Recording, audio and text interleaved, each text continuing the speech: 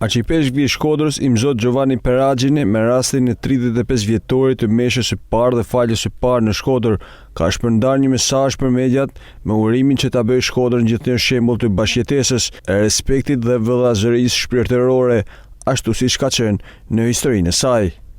Të dashur vëllezër e motra, sot në Shkodrën tonë të dashur, qytetin e martirëve dhe të dritës, përkujtohet me mirënjohje me emocion të thellë 35 vjetori i meshës së parë të kremtuar publikisht pas dekadash ndalimit të fesë si dhe faljes së parë në xhaminë e Plumbit në dhjetorin e vitit 1990.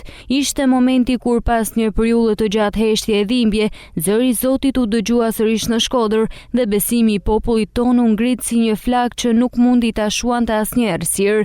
Në atë ditë të nëntorit në varrezat e Rmajit, Dom Simon Jubani, meshtar i kishës martire shqiptare, ngriti për herë të parë pas shumë vitësh duar drejt qiellit dhe shqiptoi fjalët e shenjta të meshës. Ishte një akt i madh guximi dhe feje, një dritë që ndriçoi jo vetëm Shkodrën, por mbar Shqipërinë. Rreth tij besimtarët qanin, luteshin, falenderonin. Ajo meshë u bë fillimi një epoke të re lirie, dëshmi se Zoti nuk harrohet dhe se besimi i popullit shqiptar është më i fortë se çdo zinxhir. Në të njëjtën kohë, disa ditë më pas, nga Hafiz Sabri Koçi në xhaminë e Plumbit, vëllezërit tanë musliman ngritën duart me lutje, duke bërë Shkodrën vendin ku për herë të parë pas dekadash u dëgjua sërish fjala Zot në dy forma të ndryshme, por me të njëjtën dashuri.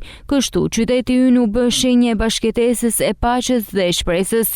Sot, pas 35 vitesh, kujtojmë me mirënjohje Dom Simon Jubanin, këtë meshtar të pathyeshëm që nuk u përkul përpara frikës, por dëshmoi me jetën e tij se feja është më e fortë se burgu, më e fortë se vdekja. Kujtojmë gjithashtu të gjithë martirët tanë, burra e gra, që mbajtën të gjallë flakën e ungjillit në errësirën e ateizmit. Ata janë themeli mbi të cilin qëndron sot kisha jonë e lirë. Të dashur vëllezër e motra, ky përvjetor i cili nuk më gjen pranë jush për shkak të angazhimeve jashtë vendit, është për ne një ditë falënderimi, por edhe një thirrje për përgjegjësi. Falënderim ndaj Zotit që nuk na braktisi dhe përgjegjësi që ta ruajmë të gjallë këtë trashëgimi të shenjtë. Liria fetare që gëzojmë sot është dorat, por kërkon prej nesh besim të pastër, dashuri të sinqertë dhe dëshmi të përditshme.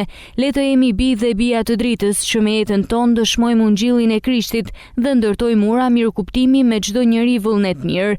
Le ta bëjmë Shkodrën tonë gjithnjë shembull të bashkëtesës, respektit dhe vëllazërisë shpirtërore, ashtu siç ka qenë në historinë e saj. Në fund, le të lutemi që gjaku i martirëve të vazhdojë të jetë fare re për besimin, që drita e meshës së Dom Simon Jubanit të mos shuhet kurrë dhe që Zoti të na jap forcën për të mbetur gjithmonë dëshmitar të dashurisë së tij.